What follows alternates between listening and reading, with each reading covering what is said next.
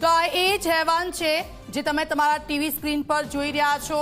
તેની બે ગતિવિધિઓ મેં આપને બતાવી છે અને જુઓ એ નશામાં હોય તેવી પણ અહીંયા શક્યતા છે।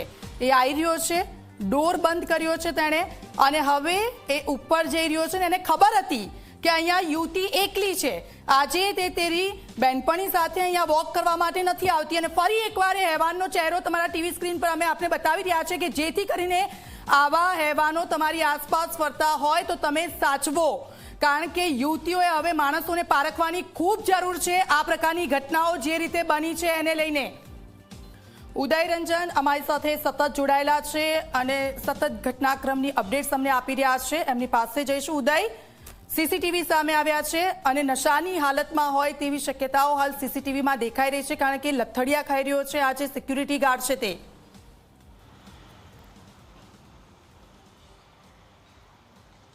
દીક્ષિતા, જો આખા બનાવની જો વાત કરવામાં આવે તો સૌથી પહેલાં આપણે આ ઝી 24 કલાક ઉપર એક્સક્લુઝિવ આ હેવાનિયત, આ બળાત્કારીનો ચહેરો દેખાડી રહ્યા છે। તમે જોઈ શકો છો કે કેવા પ્રકારનો એનો ચહેરો છે, અને હું આપને પણ આપણા મારા મોબાઈલમાં દેખાડું અત્યારે કે તમે જોઈ શકો છો કે આ એ જ હેવાન છે કે જેણે ગઈ રાત્રિએ અમદાવાદના આનંદનગર પોલીસ સ્ટેશન વિસ્તારના આવેલા એક ફ્લેટનું નામ આપણે નહીં લઈ શકીએ કારણ કે ક્યાંક ને ક્યાંક બળાત્કારની ઘટના છે।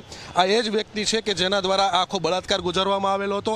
આ તમે બનાવ જે છે એ બન્યો હતો, તમે જોઈ શકો છો આ એ જ હેવાનિયત છે કે જેના દ્વારા આખો બળાત્કાર ગુજારવામાં આવ્યો। આ સીસીટીવી એક્સક્લુઝિવ તમે જોઈ શકો છો કે કઈ રીતે આ જે સીસીટીવી છે દીક્ષિતા, જે બહાર જતા દ્રશ્યો દેખાઈ રહ્યા છે, આ જે સીસીટીવી છે એ દ્રશ્યો બળાત્કાર ગુજાર્યા બાદના છે, એટલે કે બળાત્કાર ગુજાર્યા બાદ જે છે આ ત્યાંથી રવાના થયો હતો।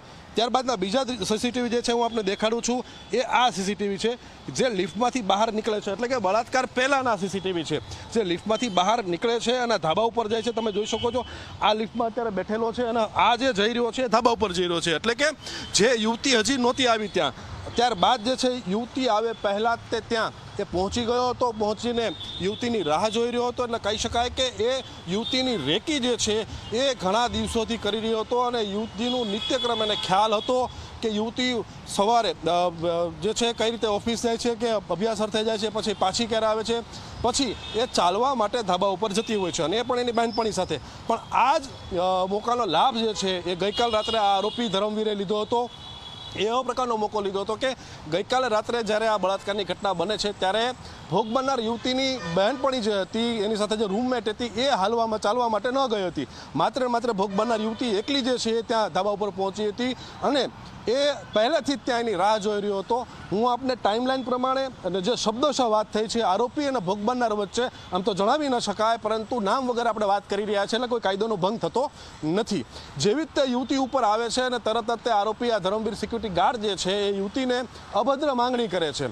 અભદ્ર માંગણી કરતાની સાથે જ તે યુવતી ગભરાઈ જાય છે અને યુવતી આ પ્રકારની વાત કરે છે કે આ ખોટું છે। ત્યારબાદ જે છે આરોપી ફરી વખત જે છે અભદ્ર માંગણી કરે છે, ત્યારે યુવતી એવું કહે છે પોતાના બચાવ માટેથી કે તારે જેટલા જોતા હોય એટલા પૈસા લઈ લે, મારો મોબાઈલ લઈ લે, હું તને દરેક વસ્તુ આપવા માટે આપવા તૈયાર છું, પણ તું મારી ઇજ્જત નહીં આપું। બસ આ શબ્દ પૂરો થતાની સાથે તે આરોપી જે છે એની પાસે એક વાયર હતો, ઇલેક્ટ્રિક જે વાયર આવતો હોય છે, ઇલેક્ટ્રિક વાયર એના ગળામાં ફસાવી દીધો અને એને નીચે પાડી દીધી। ત્યારબાદ જે છે આ હેવાને આ બળાત્કારીએ એક દરવાજો જે છે ધાબા ઉપરનો બંધ કર્યો, બંધ કરીને 1 કલાક સુધી એ યુવતીનો જે છે, મારે અત્યારે શબ્દ પણ બહાર કાઢવા છે તો પણ મને તકલીફ થઈ રહી છે, તમે વિચારી શકો છો દીક્ષિતા કે આ યુવતીને કેટલી વેદના અને કેટલી તકલીફ થઈ છે 1 કલાક સુધી। ત્યારબાદ જે છે આ ઘટના ઘટે છે, ઘટના ઘટેને તરત તે આ આરોપી બહારની તરફ નીકળે છે, લિફ્ટમાંથી બહાર નીકળી અને ચાલતો આરોપી ફરાર થઈ જાય છે। ત્યારબાદ જે છે યુવતી નીચે આવે છે, પોતાના રૂમમેટને અને પોલીસને જાણ કરે છે, પોલીસ ઘટના સ્થળ પર પહોંચે છે, સમગ્ર તપાસ હાથ ધરે છે। ત્યારે તપાસમાં સામે આવે છે કે થોડા દિવસો થયા હતા ધરમવીર આરોપીને અહીંયા નોકરીએ લાગ્યા। હવે આ આરોપી કઈ એજન્સીથી અહીંયા સુધી લાગેલો હતો, કોના દ્વારા લાગેલો હતો, જે એ પરપ્રાંતનો છે ત્યાંથી અહીંયા સુધી પહોંચ્યો તો ત્યાં એનો કોઈ ગુનાહિત ઇતિહાસ છે કે નહીં એ બધું તપાસવામાં આવે છે, ફરિયાદ દાખલ કરવામાં આવે છે અને 24 કલાકની અંદર તે આનંદનગર પોલીસનો ડિસ્ટાફ જે છે એ ડિસ્ટાફ આ આરોપીને અમદાવાદના પશ્ચિમ વિસ્તારમાંથી તે ઝડપી પાડે છે। અત્યારે આરોપીને આનંદનગર પોલીસ સ્ટેશન ખાતે રાખવામાં આવેલો છે, જ્યાં એની પૂછપરછ ચાલી રહી છે. જે પ્રમાણે સીસીટીવીની અંદર દીક્ષિતા દેખાઈ રહ્યું છે એ પ્રમાણે આરોપી લથડિયા ખાતો હોય એવા પ્રકારનું લાગી રહ્યું છે. ફરિયાદમાં એનો ઉલ્લેખ છે નથી. મેડિકલ ટેસ્ટિંગમાં એનું સામે આવે છે નશો કે નથી આવતો, કેવા પ્રકારનો નશો કરેલો છે કે નથી કરેલો, આ તમામ બાબતોને લઈને અને મેડિકલ તપાસ કરવામાં આવશે. હવે આ બનાવ જે બન્યો છે તે ક્યાંક ને ક્યાંક પીજીમાં રહેતી યુવતી જે છે એની સાથે બનેલો છે. યુવતીની હું જો આપણે વાત કરું, આપણે નામ વગર વાત કરીશું, કારણ કે ક્યાંક ને ક્યાંક કાયદો જે છે એ આપણે પણ જાણીએ છીએ. આ યુવતી મૂળ કચ્છની છે અને કચ્છ ભુજની છે ત્યાં સુધી પણ આપણે કહી શકીએ છીએ, અને છેલ્લા ઘણા સમયથી અમદાવાદમાં રહી પોતાની કારકિર્દી બનાવવા માટેના પ્રયત્ન કરી રહી હતી, અને અંતે એને જે છે એ આ સિક્યુરિટી ગાર્ડ તરફથી જે પાપ મળેલું છે અત્યારે એનો ભોગ બની છે. યુવતીનું હવે આગળના દિવસોની અંદર જે છે પોલીસ, મહિલા પોલીસ અને ડૉક્ટરો દ્વારા એક કાઉન્સિલિંગ પણ કરવામાં આવશે, જેના કારણે આ આઘાતમાંથી એ બહાર આવી શકે.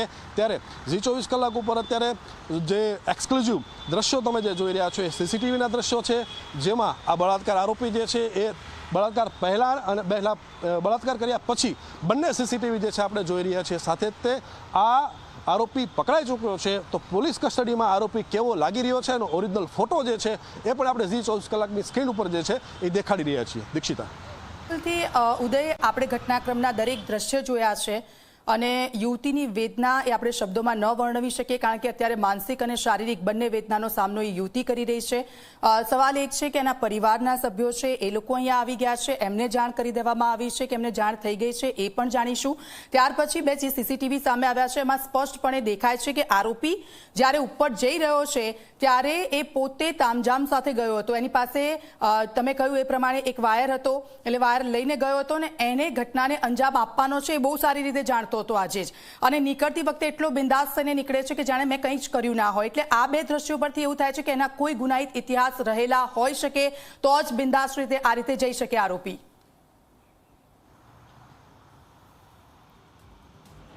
જરૂરથી, ચોક્કસથી ખૂબ જ સારો પ્રશ્ન છે આપનો દીક્ષિતા. અને ક્રિમિનલ જે હોય છે એને એક હાવભાવ જે છે એના બોડી લેંગ્વેજ ઉપરથી, એના જેસ્ચર ઉપરથી જે છે ખ્યાલ આવતી હોય, એના વર્તન ઉપરથી ખ્યાલ આવી જતો હોય છે. તમે જે પ્રમાણે માર્કિંગ કર્યું એ પ્રમાણે સીસીટીવીમાં સ્પષ્ટ દેખાઈ રહ્યું છે જ્યારે લિફ્ટમાં જઈ રહ્યો છે ત્યારે ખૂબ જ સામાન્ય દેખાઈ રહ્યો છે. પોતાના માથાના વાળ જે છે સરખા કરી રહ્યો છે, પોતાને કાચમાં જોઈ રહ્યો છે. લિફ્ટ નીચે જાય ત્યાં સુધી એ લિફ્ટની સામે માથું કરીને ઊભો રહે છે. સીસીટીવીમાં એ પણ દેખાઈ રહી છે જ્યાં સુધી લિફ્ટ નીચે ન પહોંચી જાય ત્યાં સુધી લિફ્ટની બાજુ માથું કરીને ઊભો રહે છે. એટલે એ પણ એ દર્શાવી રહ્યો છે કે કંઈક નશા જેવું કરેલું છે. ત્યારબાદ જે છે એ સીડી ચડી, એટલે કે ધાબા ઉપર જવાનું જે છે એક સીડી એને ચડવાની આવે છે, છેલ્લા ફ્લોર ઉપર એ ઉતરે છે લિફ્ટની બહાર. ત્યારબાદ સીડી ચડીને ઉપર જે છે ત્યારે થોડાક લથડિયા ખાઈ રહ્યો છે. ત્યારબાદ જે છે એ ધાબા ઉપર જઈ અને છુપાઈ જાય છે. છુપાઈ ગયા બાદ હવે તપાસનો વિષય બની રહેશે. તમે જે વાયરની વાત કરો છો દીક્ષિતા, તો એ વાયર સાથે લઈને ગયો હતો કે ઉપરથી અને ધાબા ઉપરથી વાયર મળેલો છે, આ પોલીસની પૂછપરછની અંદર સામે આવી શકે છે. પરંતુ એની પાસે વાયર હતો એ ચોક્કસ વાત છે, કારણ કે જે પ્રમાણે ફરિયાદની અંદર ઉલ્લેખ કરવામાં આવેલો છે યુવતી દ્વારા, તો એ ઉલ્લેખ એવા પ્રકારનો કરવામાં આવેલો છે જાણે એને આનાકારી કરી, જ્યારે એને ના પાડી, એને પૈસા આપવાની લાલચ આપી, એને મોબાઈલ આપવાની લાલચ આપી, તેમ છતાં પણ આરોપી પોતાની મનમાની પૂરી કરવા માટેથી મથી રહ્યો હતો અને એને યુવતીને છોડી ન હતી. અને ત્યારે જ તે બળ પ્રયોગનો જે છે આરોપીએ ઉપયોગ કર્યો. બળ પ્રયોગના ભાગરૂપે તે યુવતીના ગળાની અંદર વાયર જે છે વીંટી દીધો હતો. વાયર વીંટી અને પોતાની બળજબરી એને પૂરી કરાવરાવેલી હતી. જે દરવાજો હોય છે ધાબાનો એ બંધ કર્યો. ત્યારબાદ 1 કલાક સુધી, હું દીક્ષિતા ફરી કહીશ કે આ શબ્દો બોલતા પણ મને જે તકલીફ થઈ રહી છે એ વેદના, એ તકલીફ જે છે યુવતીએ વેઠી હશે, તો 1 કલાક સુધી એની ઉપર બળાત્કાર ગુજારવામાં આવે છે. અને ત્યારબાદ ખૂબ જ સામાન્ય રીતે પાછો નીચે ઉતરે છે. નીચે ઉતરીને જ્યારે લિફ્ટની બહાર આવી અને જે સોસાયટીમાંથી બહાર જઈ રહ્યો છે એ દ્રશ્યો પણ આપણે અત્યારે દેખાડી રહ્યા છીએ કે ખૂબ જ સામાન્ય રીતે એ જઈ રહ્યો છે. એને કંઈ જ ન કર્યું હોય અથવા તો કંઈ પણ ન કરવા જતો હોય આ પ્રકારનું આખું એનું વર્તન, એના જેસ્ચર, એટલે એ ચોક્કસ દર્શાવે છે કે આ વ્યક્તિનું ક્રિમિનલ હિસ્ટ્રી હોય કે ન હોય, પરંતુ એની ક્રિમિનલ માનસિકતા જે છે ચોક્કસથી છે. કારણ કે જે પ્રમાણે એનું વર્તન સીસીટીવીની અંદર દેખાઈ રહ્યું છે અને વર્તન બાદ જે કૃત્ય કરે છે અને કૃત્ય કર્યા બાદ જે જાય છે, તો એ વર્તન ઉપરથી ચોક્કસ લાગી રહ્યું છે કે આની ઉપર ગુના નોંધાયા હોય કે ન નોંધાયા હોય, કોઈ હિસ્ટ્રી હોય કે ન હોય, પરંતુ એની માનસિકતા જે છે એ ચોક્કસથી ક્રિમિનલ છે અને છે. બિલકુલથી ઉદય, આપ અમારી સાથે જોડાયા તે બદલ આપનો